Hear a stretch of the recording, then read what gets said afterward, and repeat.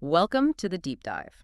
Today, we're looking at something causing quite a stir in the aerospace and defense world, these recent tariffs. Yeah, it's more than just trade policy headlines. Right. It's really shining a light on global supply chains, some maybe surprising weaknesses, and forcing some big strategic moves. Absolutely.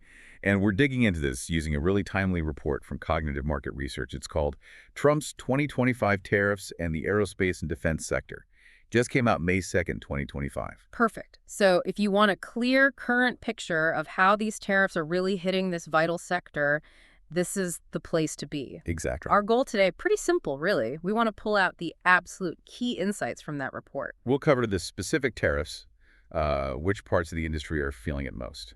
How manufacturers are coping, and importantly, the strategies they're using to adapt. Mhm. Basically, getting you fully briefed on a complex situation fast. Sounds good. Where should we start? The tariffs themselves. Let's do it. What are the main ones we need to understand? Okay, the report highlights three big ones.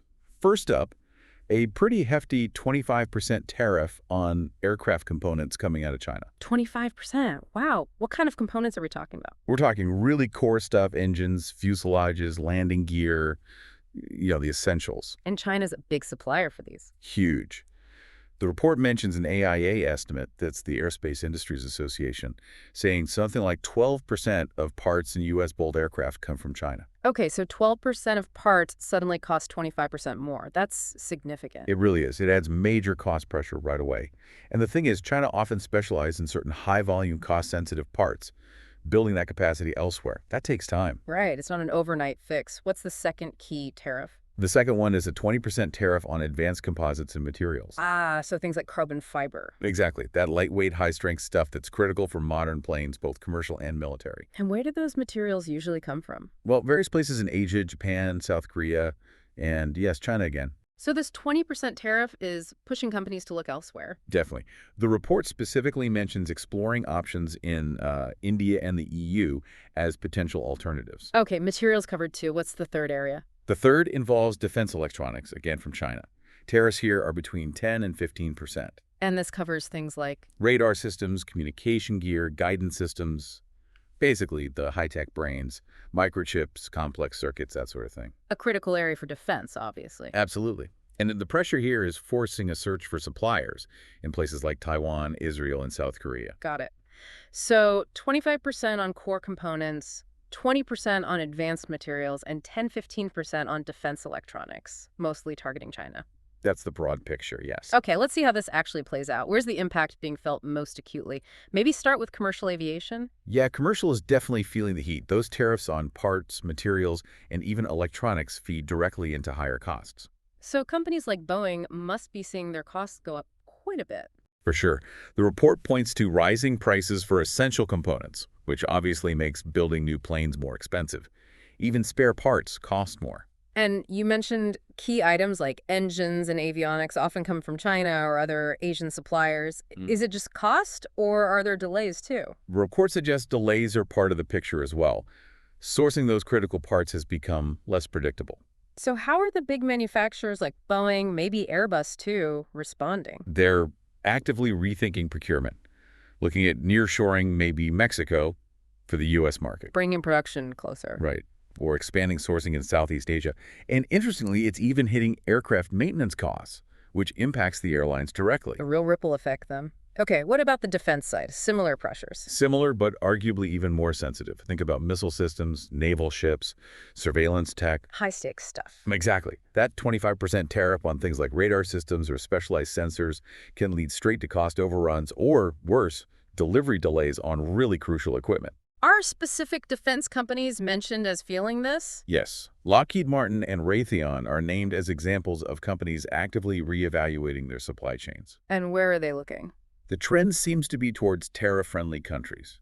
Canada, the EU, India are mentioned as possibilities. And I imagine finding reliable, secure suppliers is paramount in defense. Absolutely critical. And that's where market research becomes essential, according to the report, identifying suppliers who meet not just cost needs, but also stringent quality and security standards. Makes sense. Okay, what about a slightly different area, space exploration and satellites? Specialized components there, are they vulnerable? Very much so.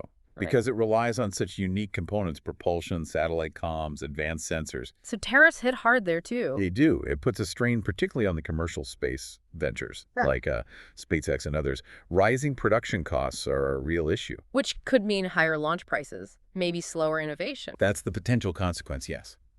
Higher prices, possible delays. And again, market research is key for them finding alternative suppliers, but also navigating complex rules around dual-use technologies. Right. Technologies with both civilian and military uses. Okay. Shifting again, military aircraft. Fighter jets, transport planes. How are tariffs impacting them? Here it's often about basic materials. Steel, yes, but especially aluminum, which faces that 25% tariff. And aluminum is obviously vital for aircraft structures. Absolutely. Fighter jets, transports, helicopters, they all use a lot of it. Companies like Northrop Grumman, BAE Systems are mentioned. And what are they doing? Also looking for alternatives? Yes, using market research to explore local sourcing or maybe even alternative materials altogether that aren't hit by the tariffs. Assessing supply chain risk is huge for them. So even fundamental materials are causing headaches. What about the smaller guys? The suppliers of parts, tools, machinery for the bigger manufacturers? They're definitely caught in the middle. Tariffs hit the raw materials they buy and potentially the finished components they might import. So their costs go up significantly. Right. And they face a tough choice. Eh. Eat the cost, which hurts margins, or pass it on and risk being less competitive. Especially tough for smaller manufacturers, I'd imagine. Exactly. They often operate on tighter margins anyway, so they're facing higher costs, maybe longer lead times, and really need market research to find new suppliers and rethink their entire supply network. It really underscores how interconnected everything is. Now, the report puts a lot of focus on China specifically. Just how dependent is the U.S. aerospace and defense industry on China? The report stresses it's pretty substantial, across the board really. Commercial aviation, certainly, but also military-grade electronics, components for satellite systems, even specialized tooling. Even with efforts over the years to maybe reduce dependency for sensitive defense tech. Even so, China remains vital for certain raw materials, many subcomponents, and some critical systems. It's a complex web. So these tariffs, particularly those aimed at China, are causing major disruption. Definitely. Similar to what we've seen in electronics generally, it hikes up costs significantly for aircraft, defense systems, satellites, anything relying on those Chinese imports. And the report links this dependence to vulnerability, especially with current geopolitical tensions. Precisely. It's not just an economic calculation anymore. Relying heavily on a potential geopolitical rival for central parts introduces a layer of strategic risk. Okay, so given these tariffs and this reliance, how are manufacturers actually coping on the ground? What's the practical impact? Well, the most direct impact is cost increases. The report suggests jumps of 15% to 30% for certain systems. 15 to 30%, that's huge. On things like, Semiconductors, composites, radar systems, avionics, many of the key components we've discussed. and the big players, Lockheed, Boeing, Northrop, they're feeling this in their production lines. Yes. The report indicates strain on production schedules because getting those advanced sensors, microchips, electronic bits has become more extensive and just less predictable. And just finding a new supplier isn't a quick fix, right? Not even close. Companies are looking outside China, sure, but alternatives might not have the scale or the specific know-how, or maybe they're just more expensive too. So you could end up with more delays, maybe even higher costs in the short term trying to switch. That's a real possibility. Finding suppliers who can meet the volume and quality demands takes time and investment. Plus, aerospace has those really long development and testing cycles. You can't just swap parts easily. Exactly. That's a crucial point the report makes. Requalifying parts, redesigning systems, it's a slow, painstaking process. You can't just pivot on a dime when safety and performance are paramount. Like trying to rewire a fighter jet mid-flight. Okay, so it's tough. The report spends a lot of time on market research as a solution. How exactly is it helping? It's become absolutely vital, really a core strategic tool now. One big area is supplier mapping and risk assessment. So finding those alternatives we talked about? Yes, but doing it intelligently. Identifying potential suppliers not just by location, India, South Korea, Eastern Europe are mentioned, but really digging into their capabilities, their reliability, the geopolitical stability of their region, trade agreements. A deep dive before making a commitment. Exactly. It's about using data to make informed choices, diversifying strategically to reduce that reliance on tariff-hit regions without creating new risks. Makes perfect sense. What else? How else is market research being used? Component cost and pricing analysis is another big one, tracking how prices are fluctuating for tariff-affected parts. To help manage their own costs. Right. It helps them adjust their budgets, maybe renegotiate contracts, or identify those alternative components or materials that might be exempt from tariffs. It even helps build pricing models for longer-term purchasing. So it's about financial planning as much as logistics. Does it help with the actual production process too, like the bill of materials? Yes, definitely. Analyzing the BM, that list of every single part needed, helps pinpoint exactly which components are hit hardest by tariffs. So you can focus your efforts. Precisely. Market research can then inform decisions about maybe using alternative materials or even redesigning slightly to use different, less tariff-prone components. Plus optimizing logistics, inventory management. Getting really granular. Okay, what about the other side, customer demand? Aren't tariffs affecting that? That's where demand forecasting and price sensitivity analysis come in.